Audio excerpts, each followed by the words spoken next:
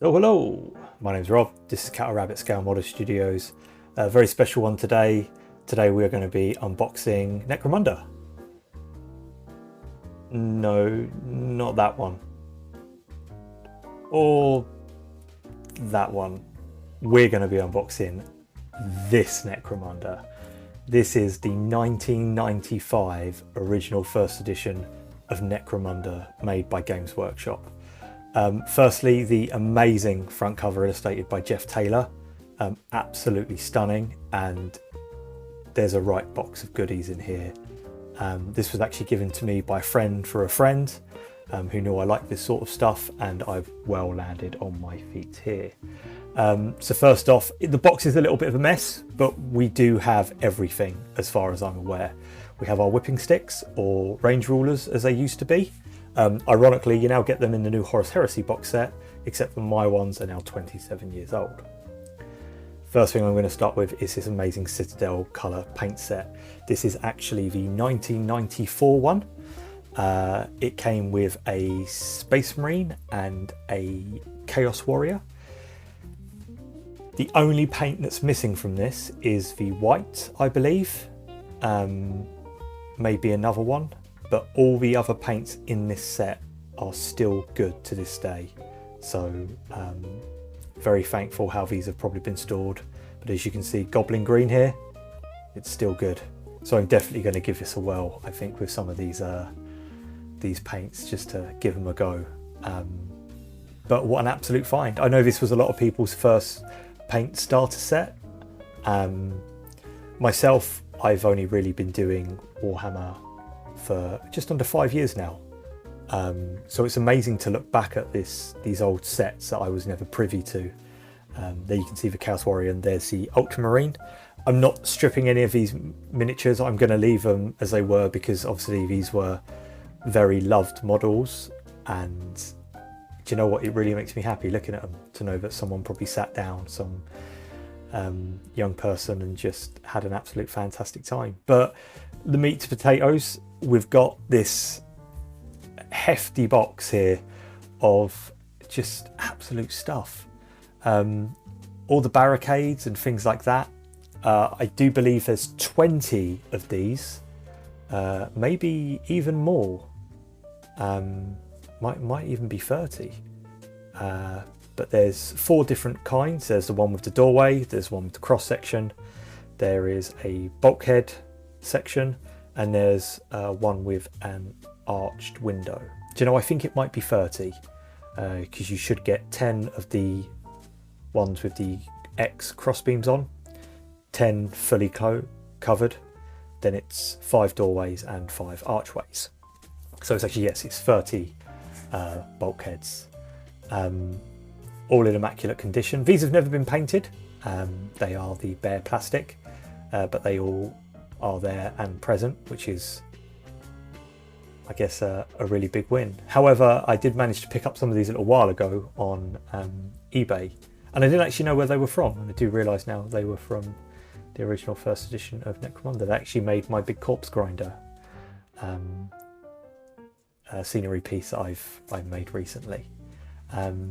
But yeah, all 30 bulkheads, correct and present. Next up, we've got, oh, where to start? Let's go for the, we've got this cardboard tower type thing here. It looks like there's a bit of tape. I'm assuming that was probably just to construct it. I did go back afterwards and look in the instructions, and it actually does say to tape one of the edges. So looks like the people that had this before me had really taken on board the instructions and really looked after these pieces. Next, this is half a base. World of Hobby. You've got your mail order things in here. You've got a good mix of, you know, Warhammer 40,000, Necromunda. Just, wow, look, that's what Games Workshop stores were like.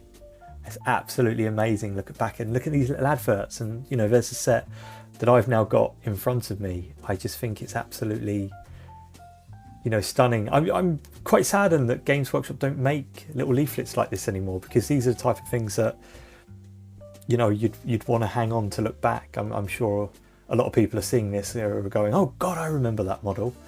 And I think one of the things that I love so much about these type of leaflets in particular, I mean, at the time probably seemingly quite insignificant, but because I'm not privy to a lot of this range by being fairly, I guess, newish in the hobby. I mean, my first Warhammer 40,000 start set was Dark Imperium.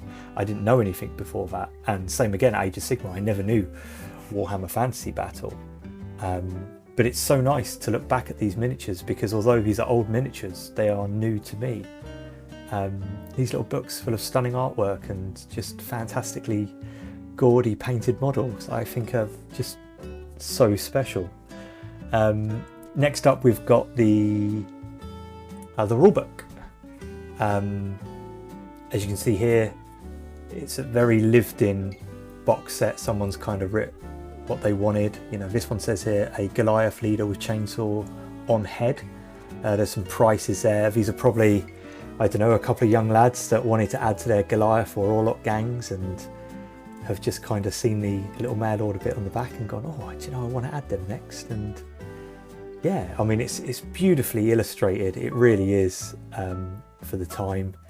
You know, lovely displayed, the early heavy metal stuff, which I have looked at a fair bit. Then we move on to the source book.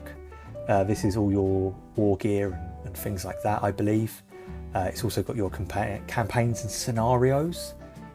Once again, beautifully illustrated, you know, pretty clear, just very, very iconic iconography with, once again, stunning little setups. I love stuff like this. It's also worth noting there that they credit the authors, which I think is a really cool thing. I do wish they did that a little bit more. I understand why they don't, but I do wish they do. That's something really special that I've just taken out there, that I'm actually going to show you at the end. But here we move on to a Citadel miniatures painting guide. Once again, fantastic gaudy paint jobs, but they go through on how to prepare your model. There's a whole book for this, you know, painting your models. It's just got so much charm. It really has. And for the time, I think this used to retail for about 35 to 40 pounds. You got a fair old chunk of stuff with this, especially this little book here, as it gives you the painting guide for everything that's in the kit. But also, and it's something that I was really impressed with, not only does it show you how to make your own stuff, which I definitely think I'm going to do further down the line on the channel. Look at this stunning scenery here.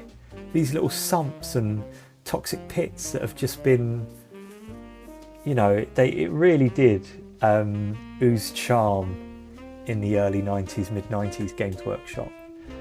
Here you can see there was some photocopy pages. I think this has fallen out of the maybe the source book, that one, but it's all there. And then we've got the instructions. You've got your little sheets that you could photocopy to do your own campaigns. This is how the buildings went together and how to do it, and it was just a little getting started type of book, but it's just absolutely love it. Once again, a little leaflet. I did actually find one of these afterwards in the paint set, so I think this is something that probably came with a lot of box sets. They had little special offers. I am tempted to fill it in, but you know, and I mean, this is probably 27 years old, and coincidentally, look, there's your little Warhammer Plus guy. Hey, there he is. So there we go. Iconic blast markers. Anyone that played 2nd edition 40k from onwards will obviously recognise these. There isn't a vortex grenade, unfortunately, but there are plenty of blast markers. Little bag of spare arms. I guess this is just what's left over that they were kind enough to clip and keep from their loadouts. A little bit of custom scenery that probably, you know, these, you know, young people just played and, you know, got a little bit creative over. It very much reminds me of how I used to play Hero Quest with my brother, actually. These little miniatures, I just think they're so gaudy and awful. What I will do, I will put up some comparisons of the new Goliaths next to the old Goliaths over on my Instagram page, and I will also pop up, there's a little Gretchen, 40k Gretchen, some clearer images of all the rule books and stuff. So if you are interested in any of these miniatures, or can help me identify them, I think this is I think that was a bounty hunter. There's a few metal miniatures in here that I'm going to pick out now. There's a little, I think that's an Orlok heavy gunner, and there's a flamer guy. There's also some bounty hunters, I believe, in here. But once again, if you do want to see any other clearer images or anything like that, I'll put a load of stuff up over on my Instagram. I'll leave a link in the description below, especially for things like these miniatures. If you can help me identify them, brilliant. If not, leave anything in the comments below if you can do it off the cuff. A lot of these completely strange to me, but all the miniatures are there. And do you know what? Everything's been painted, which I think is fantastic. I mean, look at this guy. I mean, what a fantastic miniature. I'm a little bit jealous of what the players in the 90s kind of got with the range of things. Here you can see that they've written their names actually on the bottom of their miniatures, and I'll lead on to that a little bit later. There's a odd, I believe this was a first edition lizard man. Is that a Sauron warrior? I'm not sure on the names. But do you know what? Everything's been painted, so do you know what? Fair play for these guys for painting the whole box set.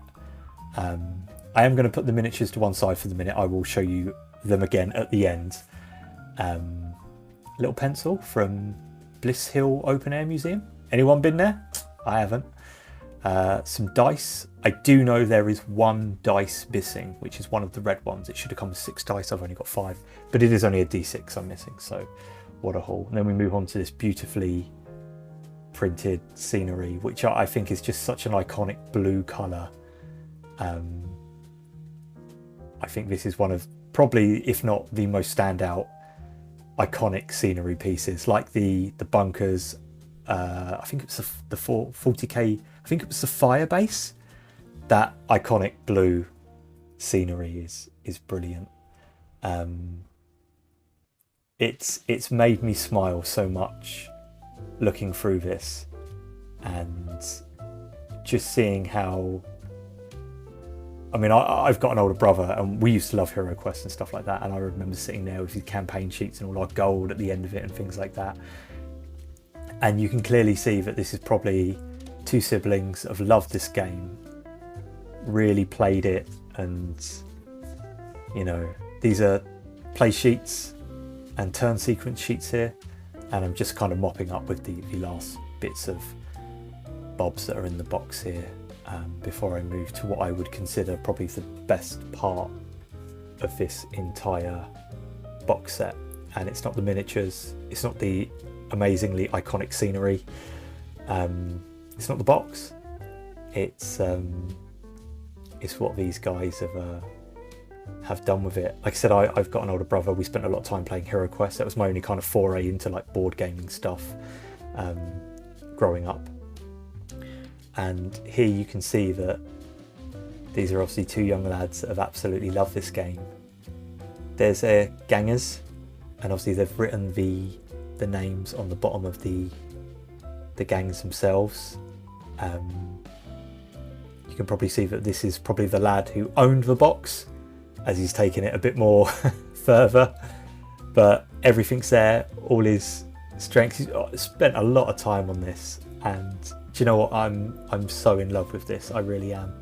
It very much reminds me of spending time as a child playing games with my brother, and it was an absolutely fantastic time. So I just think knowing that this game was enjoyed by, you know, siblings, brothers, sisters that really loved this game,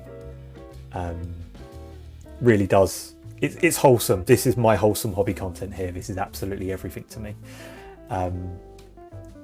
It's just been fantastic and a joy to get hold of and go through and see these people's memories and kind of feel the way they did. But look, that's all I've got for this one. Once again, I'll put loads of pictures up on Instagram. Any comments, please leave below. I will see you all next time. God bless and take care.